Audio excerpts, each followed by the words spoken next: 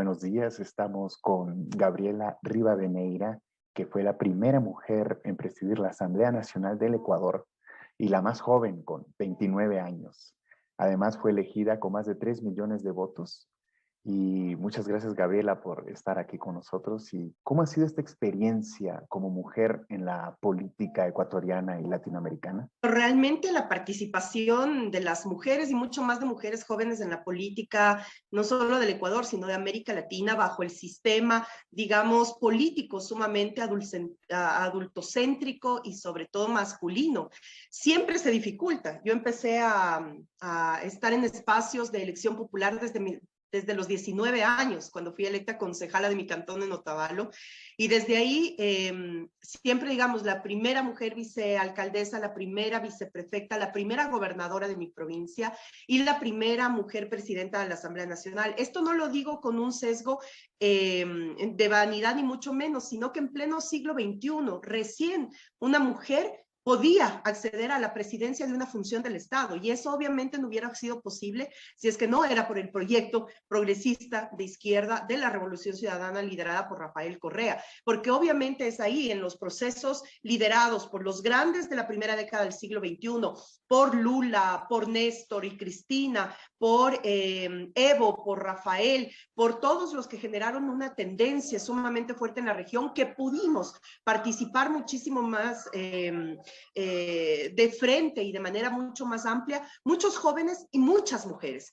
Entonces me parece que en Ecuador, particularmente la Constitución de Montecristi, con el tema de que sea paridad y alternancia obligatoria, justamente dio esa posibilidad de que las mujeres nos visibilicemos muchísimo más en la política y que podamos traer las consignas de décadas que habían estado pues guardadas en los archivos de la política nacional hacia ya el debate de lo político en el Ecuador.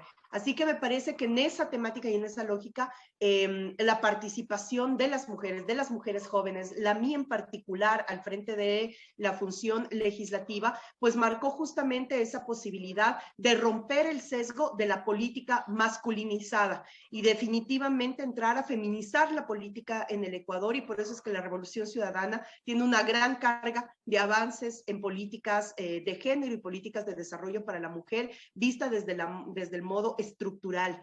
Y ese fue justamente el paso de las mujeres en la política ecuatoriana. En el Parlamento del 2013 al 2017 fuimos 48% de mujeres en el Parlamento, y sin duda alguna no hay modo de comparar con otros periodos legislativos, no solamente en la cantidad de participación, sino en la calidad de participación de las mujeres en la política. Justamente llegando a estos espacios de poder que ya estaban obviamente preestablecidos y que tienen una índole bastante patriarcal per se, tú como mujer, ¿cuál crees que fue tu mayor desafío? ¿Cuál fue la cuestión más difícil, por ejemplo, que tuviste que enfrentar en estas estructuras que comentas? Hay una gran carga, un gran peso social sobre la edad asimilada con el conocimiento o con la capacidad. Y en ese sentido, lo que a mí me tocó pasar es justamente demostrar 3 veces más que era capaz de hacer lo que un hombre en la política podía hacer, que era justamente transformar. Y también somos sentenciadas 3 veces más por errores que pudiéramos cometer, que en un hombre en la política pasarían por desapercibidos, pero en la mujer política los errores se triplican dentro de la opinión pública. Y eso es lo que tratan de hacer en un framing justamente para deslegitimar la participación de la mujer. Y en este caso, lo que a mí me tocó a mis 29 años al ser la presidenta de la función de Estado es justamente demostrar 3 veces más capacidad, conocimiento y poder articular de mejor manera con una bancada. Mira, el primer titular, nunca me voy a olvidar de esto, el primer titular que sacó el diario El Comercio en el Ecuador al día siguiente en que yo asumí la presidencia de la Asamblea Nacional decía: de grafitera a presidenta de la Asamblea, en esa lógica de poder justamente ir de inicio rompiendo la posibilidad de demostración de capacidad. Entonces, ¿qué querían decir? Claro, una muchachita de organizaciones sociales que viene desde abajo, ahora presidenta de la Asamblea. Peor aún, había otros que decían de reina a presidenta de la Asamblea, porque A los 17 años pasé justamente por Otavalo en el Reinado El Yamor con el primer alcalde indígena que tenía nuestra ciudad, etcétera. Era todo un nuevo concepto político, pero eran eso, las consignas y los titulares que se lanzaban. Y después, bueno, en el ejercicio de la presidencia, por ejemplo, recuerdo el primer discurso que tuve que dar en la sesión del 24 de mayo con Rafael Correa. Es más, donde yo le posesioné, era la primera vez que una mujer presidenta de la Asamblea Nacional posesionaba un presidente, obviamente, entonces era un tema muy icónico. Y yo me acuerdo que di todo un discurso basado justamente en el tema de la utopía de Tomás More, un discurso que quedó muy marcado para la generación, especialmente la que yo represento y la que venía detrás. Muchos chicos me veían en la calle y me decían, gracias a ti y a tu discurso, empecé a leer a Tomás Moro y a Utopía, y se daba todo eso, pero al día siguiente en la prensa no era el discurso, ni el contenido, ni lo que yo pude o no pude decir, sino la noticia era, usó teleprompter. Ese era el nivel de los medios de comunicación, ese es el nivel que tenemos lastimosamente de los medios haciendo política en nuestros países. Entonces, frente a eso, todo el tiempo estar observada, estar triplemente sacrificada por cosas que puedes hacer o que haces de manera un poco más radical que la política ecuatoriana está acostumbrada. Entonces, yo creo que esos eran los principales retos, ¿no? Los retos de demostrar que en efecto una mujer puede gobernar y que una mujer joven puede y está en la capacidad de tomar decisiones al frente de una función del Estado. Ahora pasando un poco a lo que es la integración latinoamericana, hemos visto que pues, los gobiernos que entraron de derecha después de la ola progresista han intentado desestructurar, casi aniquilar lo que es UNASUR, el Mercosur. Te he visto también a ti activamente en lo que es el Grupo de Puebla y quería preguntarte, ¿cuál crees que es el rol de la mujer en estos espacios de integración latinoamericana?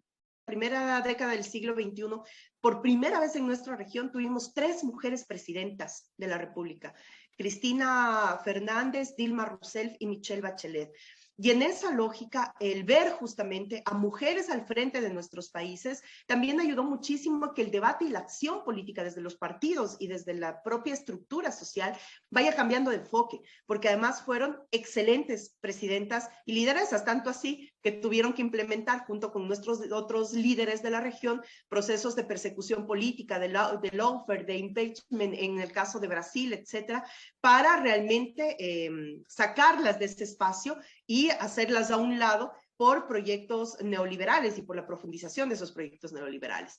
Ahora estamos en una dinámica en la que me parece que aún con la ausencia de mujeres al frente o los rostros visibles de la política de nuestros países, tenemos lideresas que están marcando historia. O sea, Verónica Mendoza en Perú es quien ahora, hoy por hoy, está también marcando una línea política y una línea de debate político dentro de Perú, por ejemplo, o en Chile, cuando tenemos una Carol Cariola que ha sido reelecta ahora diputada del país, porque es una de las principales voceras de la izquierda en Chile. Tenemos ejemplos que están pasando en Bolivia, como por ejemplo Marianela Prada, la primera mujer jefa de gobierno del Estado Plurinacional de Bolivia, y podemos seguir recorriendo en ese sentido los nombres de las mujeres que están protagonizando la política en sus países. Entonces me parece que ese rol es importante porque ya dimos el paso de únicamente las mujeres en el área social, porque era lo más normal ver a una mujer en el Ministerio de Bienestar Social, en el Ministerio de Salud incluso,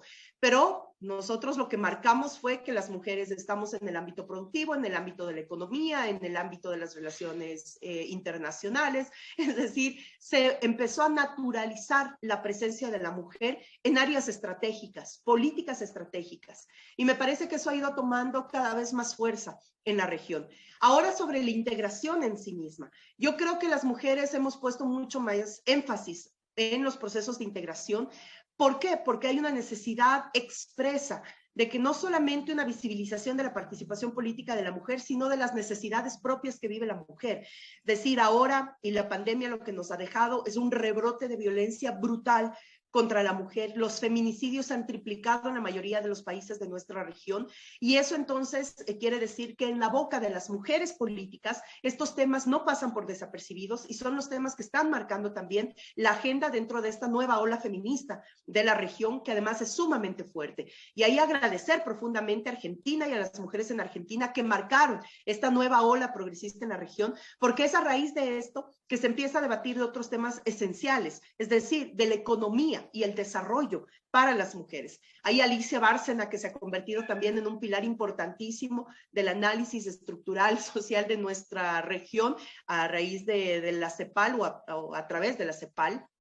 En ese sentido, nos dice cómo realmente ha cambiado la política en nuestra región cuando tiene componente de género y cuando se inserta en el debate político los componentes de género y la transversalización de políticas de género. Entonces, me parece que ese rol está latente, que tenemos una gran deuda de la integración.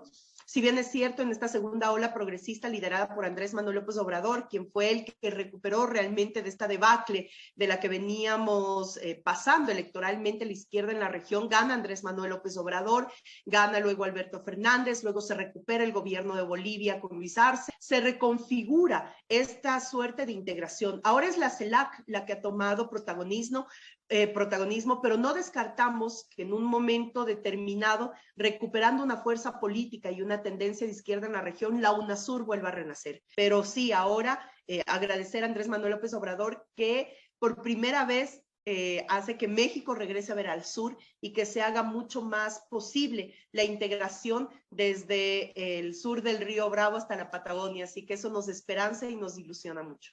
¿Qué le dirías a las lideresas jóvenes? ¿Cuál sería tu mensaje hacia esa juventud, sobre todo las mujeres, que están comenzando a tener unos espacios en la política? ¿Qué les dirías como para que no tengan miedo, para que le entren a la política? ¿Y cuál sería tu mensaje hacia ellas? ¿Sabes qué? En el tema de lideresas jóvenes, tal vez la entrada a la política es mucho más fácil porque venimos con esa impulso de lo que caracteriza a las y los jóvenes principalmente, que es el impulso de la rebeldía. Y en países como los nuestros, como el Ecuador, que está sufriendo una profundización del sistema neoliberal en la cabeza del presidente banquero, esto motiva mucho a los jóvenes a participar. A las mujeres especialmente, en este momento les motiva muchísimo participar por los temas de género, que son necesarísimos. Yo estaba muy orgullosa y quedé orgullosa porque las principales voces en el Parlamento ecuatoriano a raíz del debate sobre el tema del aborto fueron mujeres jóvenes de la Revolución Ciudadana. Estoy hablando de muchas de las que son alternas, que fueron principalizadas para esa sesión y que realmente hablan no solamente del aborto como una consigna, sino como un derecho de romper la estructura que impera, es decir, el patriarcado. Y cuando nosotros decimos que el feminismo es una lucha antipatriarcal, lo que estamos diciendo es que tenemos que ir a cuestionar nuevamente el sistema y por supuesto tener presente la lucha de clases, que no se nos puede olvidar ahora más que nunca cuando la sociedad se sigue polarizando más. Yo creo que ese es el principal aliciente que tenemos, es decir, realmente nuestra participación significa la transformación, el cambio, la renovación de una política caduca, de una política adultocéntrica, de una política masculinizada que tiene que cada vez más irse debilitando para generar una política en la medida de la justicia, en la medida de la justicia social que todas y todos buscamos, o que al menos desde el progresismo lo estamos sintiendo de esa manera. De tal manera que yo estoy muy contenta de que ver cada vez más rostros jóvenes. La izquierda progresista no debe buscar la administración de lo público, sino la transformación de lo público. Y en ese sentido, pues yo tengo mucha esperanza de que sean las nuevas generaciones que realmente logren meter estas nuevas retóricas discursivas, estas nuevas estéticas organizativas y que realmente volvamos desde el progresismo a ser opción real para nuestras poblaciones y especialmente en el Ecuador. Así que adelante sin miedo, sin caer en titubeos, sin caer en medias tintas. Andrés Manuel López Obrador lo decía hace pocos días, lo peor que nos hace el marketing político en nuestros países es hacernos creer que mientras más light es nuestro discurso, más pegas en la sociedad. Y lo único que hacen es romper la lógica de la disputa de la política, que eso es realmente lo que nos permite saber cuál es la orilla en la que nos llevamos y cuál es el camino que permite a la población identificarse. Por lo tanto, con nuevas estéticas, nuevos discursos, nuevas formas que las están generando, demostrar que obviamente la izquierda progresista es una opción para nuestros países y que nunca lo light, nunca las medias tintas, nunca lo neutro va a terminar contentando a todo el mundo porque al final terminas haciendo nada, a transformar, a revolucionar, realmente a renovar la política de nuestros países y eso va a ser indiscutiblemente de la mano de mujeres jóvenes. Muchas gracias, Gabriela Rivadeneira, por tu tiempo. Gracias a todos los que nos están escuchando. Estuvimos con la expresidenta de la Asamblea Nacional del Ecuador y vamos a seguir entrevistando a personalidades importantes de nuestra América Latina y del mundo. Nosotros hablamos de temas interesantes de Rusia, China, el mundo en general y obviamente nuestra América Latina, con periodismo responsable e investigativo. Gracias por seguirnos.